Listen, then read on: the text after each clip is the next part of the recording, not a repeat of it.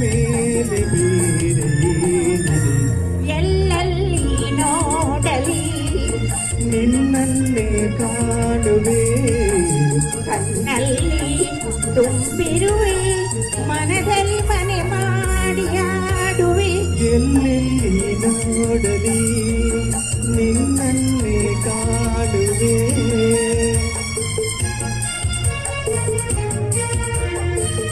ಧನ್ಯವಾದಗಳು. ಸುಭಾಷ್ ಪ್ರಸಾದ್ ಅವರ ಸುಪುತ್ರಿ ಚೈತ್ರ ಅವರ ಮದುವೆಯ ಸವಿ ನೆನಪಿಗಾಗಿ ಈ ಒಂದು ಹಾಡುಗಳ ಮಳೆ.